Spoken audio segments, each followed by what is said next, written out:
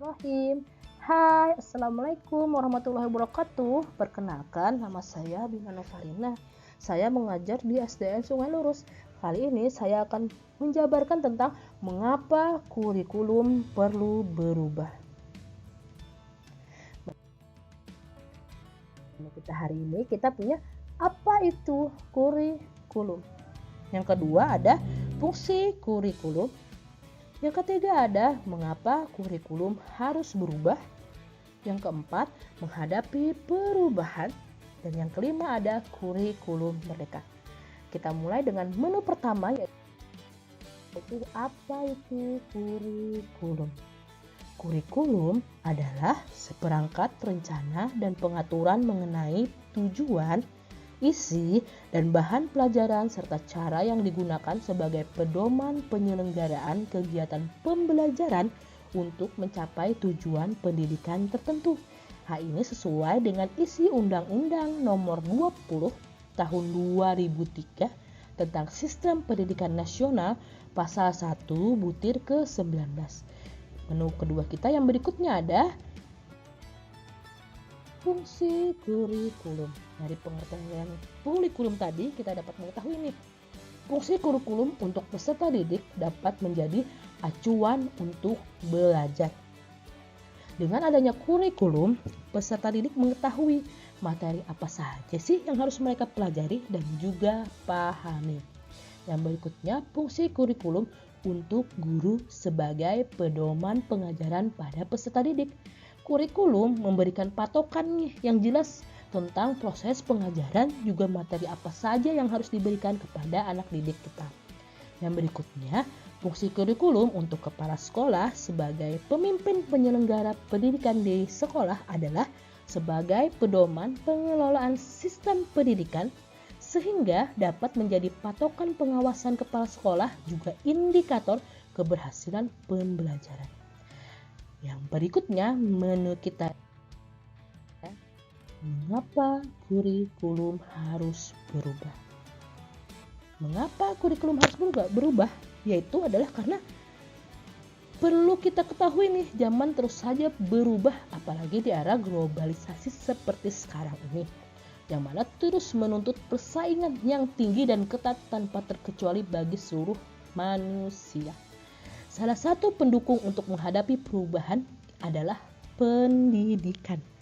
Pendidikan sekarang ini tidak lagi berkisar pada hanya saja kemampuan akademik peserta didik, tetapi lebih kepada pendidikan intelektual, emosional, moral, dan akhlak peserta didik.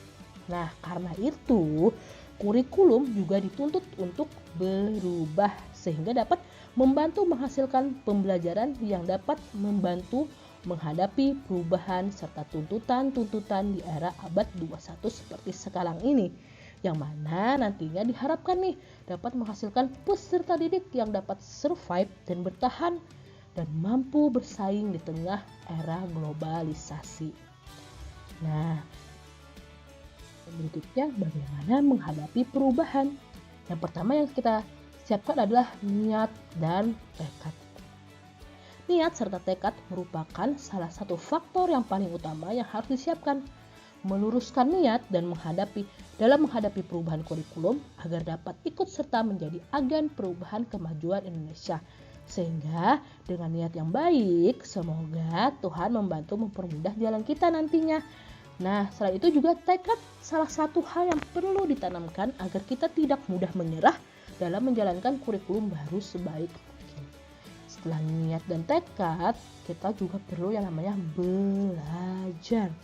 Walaupun kita punya niat dan tekad yang baik, yang bagus, tapi tidak ada niat untuk belajar, kita tidak akan mampu menghadapi perubahan.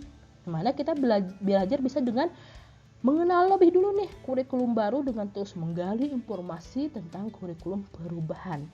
Dengan bisa mengikuti pelatihan, diklat, workshop, atau membaca dan mencari-cari tahu informasi lainnya.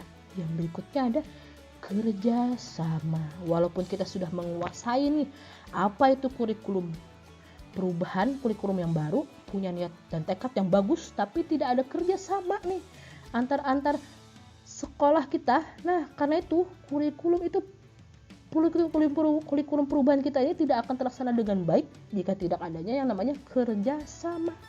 Karena itu perlu adanya kerjasama antar stakeholder di sekolahan, di mana saling bekerja sama, saling belajar dan kerjasama dalam menjalankan kurikulum perubahan yang baru tersebut.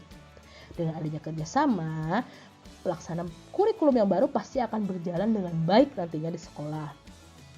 Yang berikutnya, kurikulum merdeka. Nah, seperti kita ketahui nih, sekarang kita sudah melaksanakan yang namanya kurikulum baru, kurikulum perubahan. Kurikulum yang berubah dari kurikulum 2013 ke kurikulum merdeka. Kurikulum merdeka adalah kurikulum dengan pembelajaran intrakurikuler dengan konten yang beragam agar peserta didik dapat lebih optimal dan memiliki cukup waktu untuk menghadapi konsep dan menguatkan kompetensi.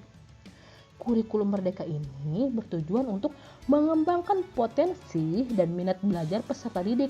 Kurikulum ini juga memberikan kebebasan kepada peserta didik dalam memilih minat belajar mereka, mengurangi beban akademik dan mendorong kreativitas gurunya. Nah, tadi kita sudah memahami beberapa menu dan karena itu, marilah kita bersama-sama nih sukseskan yang namanya kurikulum merdeka dengan cara belajar bersama, saling berbagi informasi sehingga mampu menjadi pendidik yang dapat menuntun peserta didik kita dalam menghadapi era abad 21 ini dengan baik. Nah, sekian dulu nih penjelasan dari saya. Terima kasih sudah mau mendengarkan penjelasan dari saya mengapa sih kurikulum harus berubah ya. Salah hilap mohon maaf ya kalau ada kata-kata yang tidak mengenalkan di hati. Saya mohon maaf. Terima kasih. Assalamualaikum warahmatullahi wabarakatuh. Semoga kita bisa berjumpa lagi di lain waktu. Bye-bye.